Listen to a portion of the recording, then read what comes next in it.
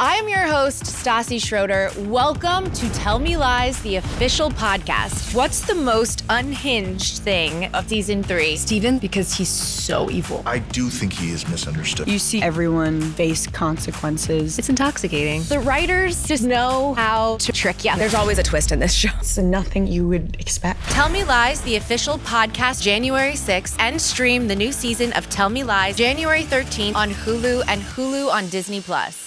Remember when James Cameron nearly directed a Spider-Man movie? What about when we almost got Batman Year One with Joaquin Phoenix?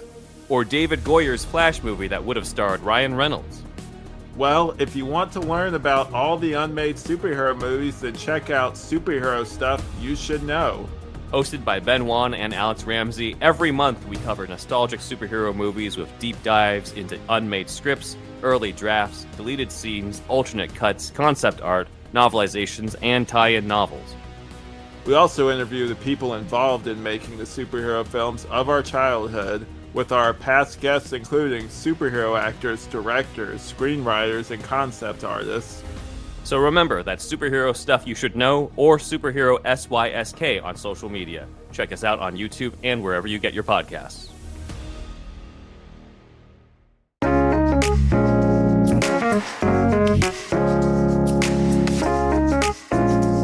Katie, we're doing something a little bit different this week on the podcast.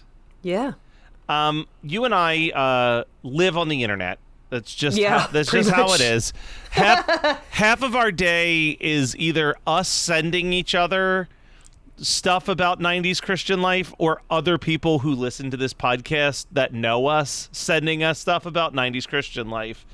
And don't worry, those of you who have sent us stuff and we haven't covered it yet, we'll probably get to it. It is helpful to help remember. I keep all of them, and I work on building out a little catalog. But we got a bunch of videos about people talking about the song Cartoons by Chris Rice. Dude, I completely forgot about this song until this kind of popped up in a couple of groups, and I was just like, oh, right. So, Chris Rice, very interesting artist. I'm going to start with the good and the bad. Okay. And then we'll dive into the song. The good is at a certain point when I was a Christian and I hated CCM music, Chris Rice was like one of those like undeniably CCM artists that I really, really liked. I think he has written some... Yeah, well, because he wrote, like, there's like a song called Belong that's just him and a piano, and it is like truly a heartbreaking, beautiful song. And he wrote a lot of songs like that, and he wrote really introspective songs. My favorite of his albums was he had an album called Smell the Color 9, and it was all about like it was a very abstract album, as is the sentence Smell the Color 9. Like, that is a weird, heady thing, and it was like all the songs were very heady like that. Unfortunately, during COVID, he was accused of sexually assaulting a minor between the years of 1995 and 2003 while leading worship at a youth camp retreat for a church. And in 2022, an investigation from an independent establishment determined the allegations to be credible.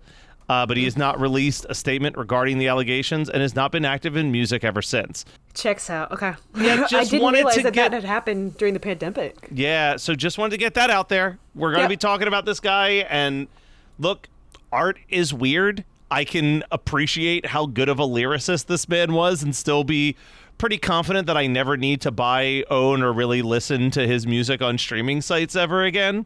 Ever again. Yep. But his most successful song was this weird song called Cartoons. And I think this was his most successful song. This was a very popular song for him for some reason. I don't think that it was like, I don't think it was a radio success, but like this became his like calling card song. Like people knew this song. I was thinking the other day, what if cartoons got saved? They start singing praise in a whole new way. There's two versions of how we can perceive this song. I want to ask you, I have up here what he has said the song is about. What do you think that this song is about? showing off his impressions. It was really what I thought it was about, because he, sometimes he leans into the impressions, but saving cartoons is what I assumed. I used to hate the song because this was a song that people constantly told me I would love. Right. And they would send me this song, and I'm like, this is hacky. Like, it felt hacky from the very start. It's like, all right, so you're just doing impressions of cartoon characters and saying hallelujah in their voices. Like, this isn't comedy to me at all. And not always committing to it with the characters. Some of them. Some, not all. Well, here's the history of the background. Oh, boy. The earliest version of the song was written in 1989.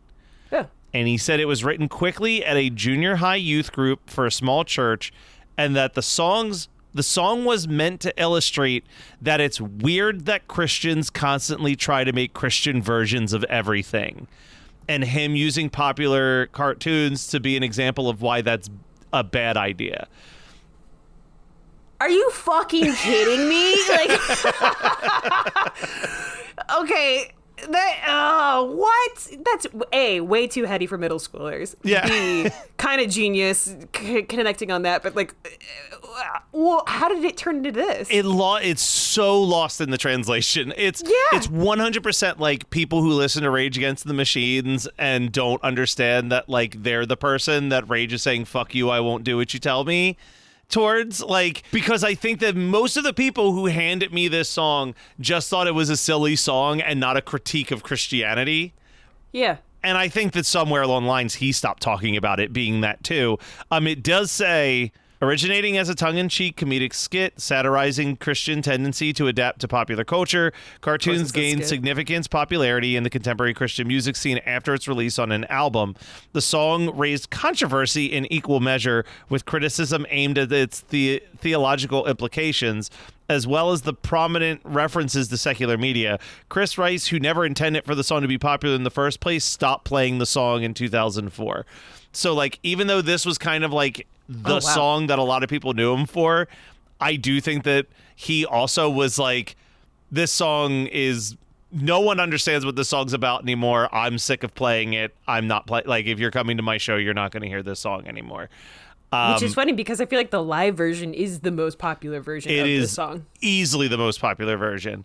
But yes, the basic gist of this song is animated characters got saved, with the chorus being, I was thinking the other day, what if cartoons got saved? They'd start singing praise in a whole new way. And then he would just say a character's name and do an impression of them. Yeah, that's it. And that's the song. But it's like that. It's that catchy. I don't know what chords it is, but it's that catchy tune going into it. Like, I was just thinking just the other day. Like, without even looking at it, I'm going to immediately say it is GCD? it's the G, E minor, C, D chords. Or like, there is this 4-chord combo that is just the like go-to praise and worship combo. It's all I learned on the guitar, by the way. Yeah. Katie, I don't know if you know this about me. Tell me.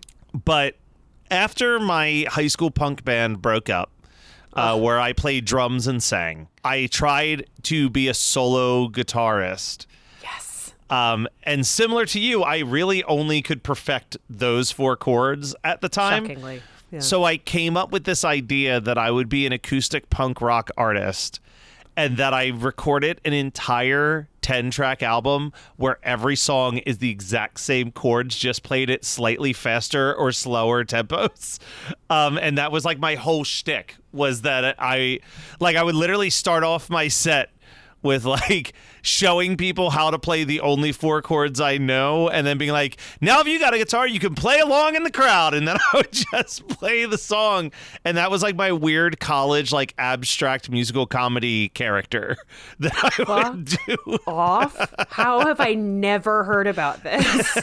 Yeah, that's where St. Mort like a come week and from. a half ago. St. Mort was the name that I performed under. That's why it's still my email address for like everything, because I did this for years.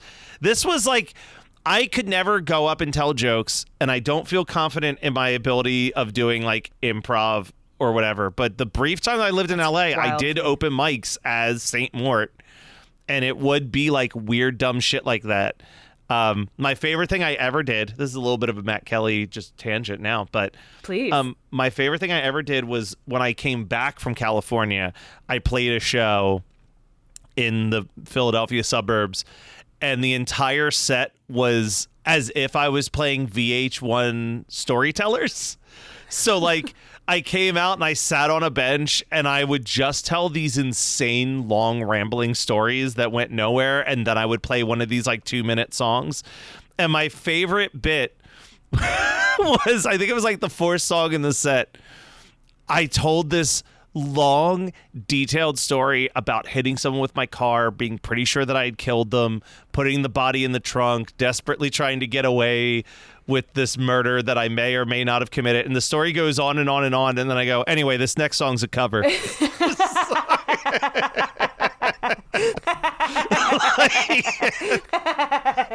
That's amazing. I look back and I'm like, why was I so goddamn funny in my 20s that I've lost all of that, like, too much life hitting you. Yeah, like I just swung for the fences in my 20s in such big ways that I could never do in my late 30s, early 40s. Why not? Why not? Oh, I want to see. Well, for starters, there's not concerts there's no concerts locally. I would still do it, but no one's playing shows. Anyway, so. Not yet. About this song, a little bit of the release of this song. Cartoons was released on his album Live by Faith. Then when he was signed to Rocket Town Records, which I believe is Michael W. Smith's record label, they were aware of how popularity the song was and insisted that he re-record it for an album. Despite his resistance, he eventually agreed that he would do it so long as it was a hidden track. He didn't want it to be physically on the album. So Cartoons became the hidden track on his 1998 album Past the Edges, and it's not mentioned anywhere in the liner notes, or like he did not want people to know about this song. That's so wild to me. I wonder, is it solely because he's like, the message in this has gotten so twisted that people just think this is a fun, goofy song and not like, I'm afraid of copyright infringement? I would also say being parody law. I also would say that part of it is probably like all of the songs that I remember related to Chris Rice are, like I said, very deep, heady concepts. And I'm sure he's just like, this is a song I wrote in my 20s to entertain some middle schoolers, and it doesn't fit with any of what I'm doing. Like any of like these headier concepts that I'm writing about. Like, I think he just was like, this is a different person's song than who I am as the songwriter. Ooh, I feel like we have like the reverse of what we've been seeing with some Christian bands, where it's like all the like pop fun like songs seem to be like the popular thing, so they want to like center everything around that one song. Yeah. But with this, yeah, he's like, no, don't even worry about it. I don't. It's like the one song people apparently know him for. Yeah. And he's like, no. Good morning, Crust. It's a great day to be a bread brother. Ugh, mornings are not my jam. Or jelly. Oh, come on. Stop loafing around. I just woke up feeling hollow inside. Psst, just grab one of the new Morning Uncrustables sandwiches, like Bright-Eyed Berry or Up an Apple, filled with 12 grams of protein and tons of deliciousness. Crust, what are you eating? It's just granola, not even yogurt. No crust, no fuss. Uncrust your mornings. Remember when James Cameron nearly directed a Spider-Man movie? What about when we almost got Batman Year One with Joaquin Phoenix? Or David Goyer's Flash movie that would have starred Ryan Reynolds? Well, if you want to learn about all the unmade superhero movies, then check out Superhero Stuff You Should Know. Hosted by Ben Wan and Alex Ramsey, every month we cover nostalgic superhero movies with deep dives into unmade scripts, early drafts, deleted scenes, alternate cuts, concept art, novelizations, and tie-in novels. We also interview the people involved in making the superhero films of our childhood, with our past guests including superhero actors, directors, screenwriters, and concept artists. So remember, that's Superhero Stuff You Should Know, or Superhero SYSK on social media. Check us out on YouTube and wherever you get your podcasts.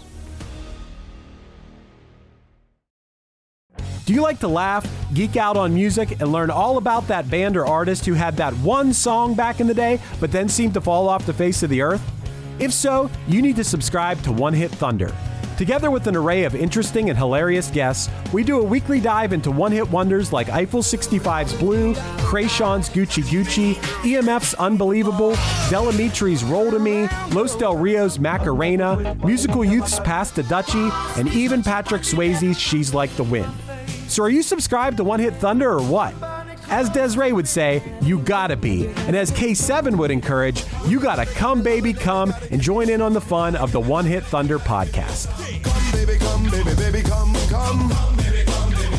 He did record a live version that was performed at Universal City Walk, Orlando, as part of a live album called A Night at the Rocket Town. This is the version that was released on the WOW 2000, as well as multiple greatest hits and compilations. So yeah, you were right. This live version is the popular one. And then oh boy, the reception. I want to read the stuff on the reception. The Wikipedia for the reception starts off with a quote from his frequently asked questions on his website. And he says, "I simply couldn't understand how such a silly song was getting so much scrutiny. Also, in correcting my theology in a cartoon song, people were totally missing the fact that the whole song is about soulless cartoons, none of whom can actually get saved. But theology was never the intention of the song. It was just a funny look on how cartoons might say the word hallelujah, and people got all up in arms about it." Despite its initial limited presence as a hidden song, it went on to achieve outsized popularity in the Christian media markets. Cartoons spent 6 weeks on the Christian Airplay Top 40 charts in 2005, over 5 years after its first release. So keep in mind, I already said that by 2004 he had retired the song, and in 2005 it's already hitting the charts. Rice claimed that Christian radio DJs were informing him that Cartoons was their most requested song as late as 2007, even sharing an anecdote where one station advertised "No Cartoons Tuesday" to stop the request for the song for at least one day out of the week. What a journey this song has been on. Jeez, I had no idea. It's like his curse now, too, on top of it all. So Cartoons received outspoken criticism in the theological basis. Many objected to the combination of a frivolous subject with religious worship, some considering the alterations to the word hallelujah to be sacrilegious. Particular ire was leveled at Beavis and Butthead. Because you're saying it as it, yeah. Sorry. With critics arguing that the song promoted a view that certain people were not worthy of being saved. That's the clip that was cycling around to both Matt and I quite a few times of just like, oh, come on, why not say Beavis and Butthead and all this stuff? And it is a funny premise and it is a funny notion, but hearing that he was kind of making fun of people overdoing it with like soulless characters, I'm almost like, I kind of agree with him at that point. Yeah. Although, I mean, here's the issue I have with the Beavis and Butthead one. He's taken some real fucking stretches on this song. You know what I mean? Yep. Like, he's like Kermit the Frog and it's Heidi Hallelujah. Yeah. But like you have Beavis and Butthead where it's literally just could be like hallelujah. Like it's their whole bit is the first 2 letters of the word hallelujah. It's the easiest slam dunk. And like, I think Matt Kelly's Saint Mort is gonna have a new rendition of this song coming out soon. But anyway, the last thing it says here is, in addition to the surprise at the theologically driven reactions, Rice expressed that the outsized popularity of the song led to many pigeonholing him as a children's musician. Reflecting, he said, "I never intended to have such a silly song make it so popular," and this is why he stopped playing it around 2005, which kind of matches up with what my assumption was, that you know, he's sitting here as like trying to be a legitimate singer-songwriter, right? And you know, with now deep lyrics and understanding of things, and he's being pigeonholed as like, hey, this is the new donut hole man. Here comes Chris Rice, the guy who does the cartoon silly stuff. songs of Chris. Yeah, like it's pretty rough. Do we want to go through all of the cartoon hallelujahs real quick? Sure, let's go through all the hallelujahs, because I remember like 3. All right, I'm pulling up the lyrics now just so I can make sure I get them all. So we don't have to do the choruses. We're just going to go through these. Fred and Wilma Flintstone. Yabba dabba doo, yeah. Right, yabba dabba doo, yeah. Scooby-Doo and Shaggy. Scooby Dooby Doo, yeah. Yep. And the Jetsons dog named Astro. It's Rura. Yeah. He actually does a fairly good impression of Astro on this. He actually, listen, most of these, pretty good, actually.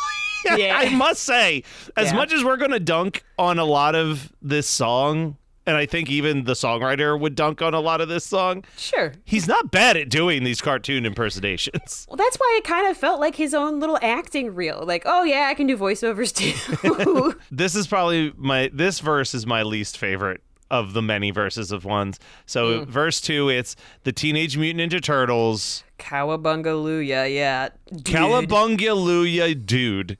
Yeah. Rough. Yeah. Then there's Kermit the Frog here singing Hi Hallelujah. Another real stretch on that one. And then it ends fine. And the little bald guy, Elmer Fudd, Hallelujah. That's good. That's a good It's joke. funny. It's a funny joke. That's arguably funniest part in the whole song. That's because he nails his Fudd. Elmer Fudd, and it's good. It's great. Verse 3 also real rough. Real sad. Real sad at this point. That big old moose and his friend Rocky, Bullwinkle-looya. Yeah. This is also, keep in mind, this is a reminder that this song was written in 1989 with most of these cartoon references. I mean, it's majority Hanna-Barbera for sure. For sure. The Beavis and Butthead is the only new one, and I feel like we'll get there in a second. Oh yeah. Then there's our favorite bear named Yogi. Hey boo boo Luya. Real rough. That's like a greeting card style. Now this part's great though. There's all those little blue guys and they sing ha la la la la la la la la hallelujah. Yeah. I think that when this song was originally written, that's it, and it goes in to the chorus. Oh, I think probably. Yeah. I think that it ended there and it went into the outro because the only modern stuff that gets referenced by the 1998 recording is this infamous "How about Beavis and that other guy?" Which I love that he won't even say butthead. He's like, which keep in mind we are talking about how the W's couldn't sell their CDs in a Christian bookstore because they said butt and suck. So I understand. That is legitimately what I thought about when I was like, oh, he can't say butthead because I guess the label won't let him. I don't know. So he says Beavis and the other guy. Now in the studio version, it's like a buzzer, like bah! Like absolutely not. I like it a little bit more in the live version where he just kind of chuckles and says nah. Yeah. But either way, like we said, theologically kind of weird direction to go on this song when hallelujah is right there. But, right. And then the second chorus, he says, now there's a point to this Looney Tune. I'm not an animaniac, but there's a lot of praising to do, and cartoons weren't made for that. It's our job. I think that was also added. Oh, for sure. When in he 98. did the new recording in 98. Oh. Absolutely. Yeah, no, I mean, just because the Animaniacs were only just barely on.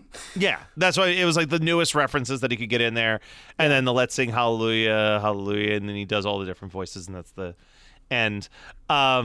He brings back Scooby Dooby Dooya and Yabba Dabba. He knows that the first verse is where the real wins were. I think that's probably because he came up with it in 89 and he got such a big response and he was like, okay, this is the winning lyrics. Yeah, these are the ones that work. I want to go back to when we were talking about Beavis and the other guy and the W's and all of that is there's eventually we'll do it. We probably won't do it as part of 5 Iron February. Okay. But they put out a live album, and it's like, I don't know how we tackle a live album. You know what I mean? Okay. Like, it's songs that we've already discussed. I think it would be like a quick bonus episode where we can just talk about the funny moments of banter on the live album, because all of the songs we've already discussed. But their first live album, the hidden track is 9 minutes of every time they screwed up while recording the live shows for that album in like a supercut. Oh. But there's a bit where Reese is trying to talk and someone asks, "Hey, what are you doing under there?" Or what are you eating under there? And Reese says underwear, and they start laughing. And he goes, thanks a bunch. Now the Christian bookstores won't carry the record. Oh, good burn. Good burn.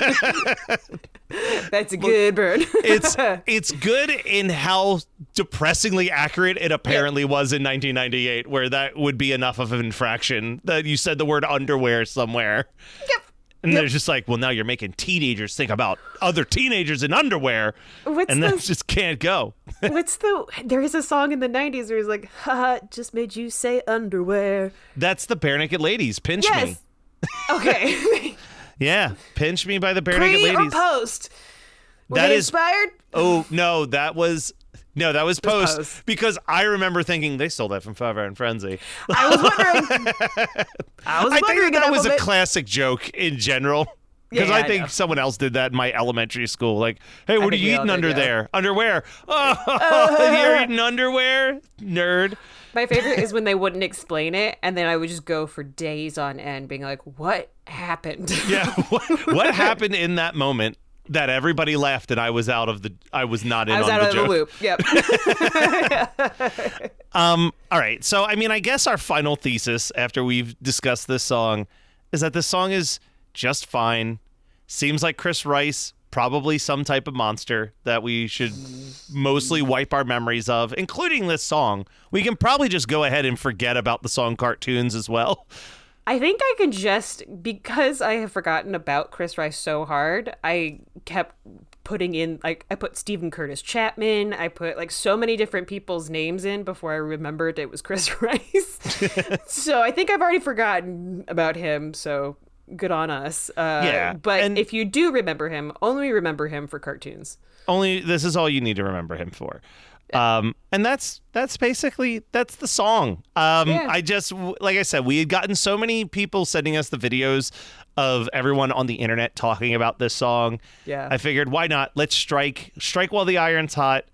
I did take the time the other day, because we did our VeggieTales episode. Yes. And I took the time to be like, let me see what the order of release of every VeggieTales thing is.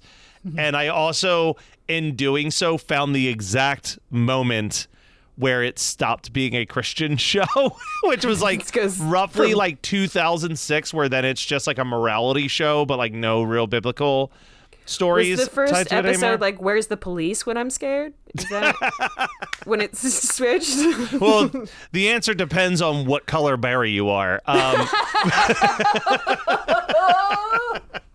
Darker the berry, the sweeter the juice. But I will say that his cheeseburger is pretty close to the end of VeggieTales being like a religious show.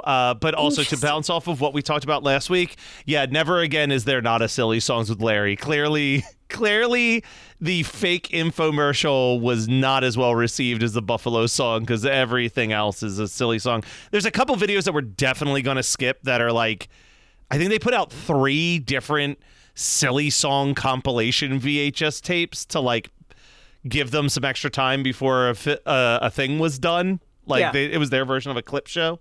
Right. We got some goods. There's going to be more VeggieTales in our future for sure, because there's a lot to pull from still. I definitely want want of really great parody stuff, like shockingly good things that they did. I can't wait till we get to the French peas on the wall. Yeah, which I think is coming up really soon. As Katie knows, I've sat down and tried my best to write up at least a blueprint of our calendar for the rest of this year. I appreciate you. There's open spaces for when we have guests who want to pick a specific topic, but like I've got, these are the anniversaries we want to make sure we hit. These are like, oh, here's what we're going to cover for Christmas. This is what we're going to cover for Halloween. I was very pleased to find 4 Christian things tied to something scary for us to talk about. We're going to be watching I worry about my October this coming year. I'm not going to lie to you. I think you're going to be fine. It's going to be a Bible Man episode about fear. It's going to be a Christian punk band that did all songs about being zombies. There's going to be we're going to watch the sequel to A Thief in the Night. I heard there's 4 movies? Yeah, but Diallo said that the second one is the one that really messed him up. So that's going to be our Halloween episode this year. Can we get Diallo back for that? I'll hit him up for that. And then if he's okay with it. And I'm going to make us watch a movie that I saw in theaters not knowing that it was a Christian slasher movie called 3 in 2006. So... yeah, Whoa. You heard me right. There is a Christian slasher movie that came out in 2006, and I'm excited to revisit it because for many years I said it was the worst film I've ever watched in my entire life. Without knowing that it was a Christian film, or with knowing it? I mean, I remember while watching it being like, this is real Jesus-y. But like, okay. It was one of those like you're in college and you're just going to the movies every Friday night, but it was like a particularly slow Friday night where there was nothing new out. And we're like, what the hell is this? It says it's a horror movie. Let's go see it. And then we were like, all of us were like, what in God's name was that fucking movie that we watched? I'm terrified and excited for this one. What I'm saying, guys, is smash the subscribe button if you don't want to miss a single one of the things that I am going to subject Katie to very soon. And please tell your friends about this show too, and have them subscribe, because seeing Matt's eyes die a little bit with the smash the subscribe button. Also, I mean, our buddy Kyle's coming back with an award. We're going to watch an award show that he emailed us at some point. So there's a lot of weird there's a lot of weird things that we have coming up. I'm very, very excited.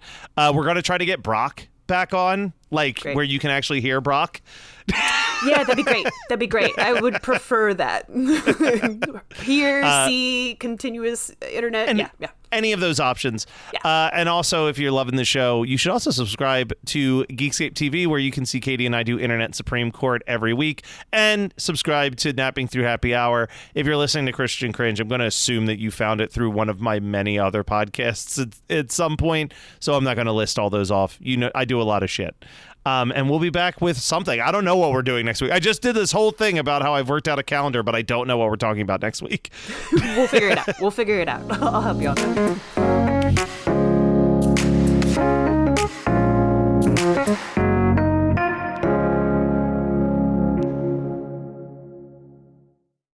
Remember when James Cameron nearly directed a Spider-Man movie?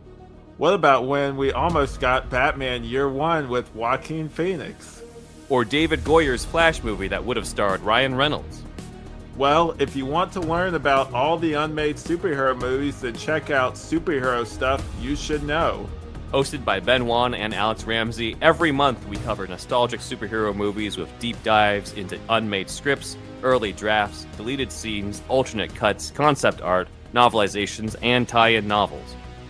We also interview the people involved in making the superhero films of our childhood, with our past guests including superhero actors, directors, screenwriters, and concept artists. So remember, that's Superhero Stuff You Should Know, or Superhero SYSK on social media. Check us out on YouTube and wherever you get your podcasts.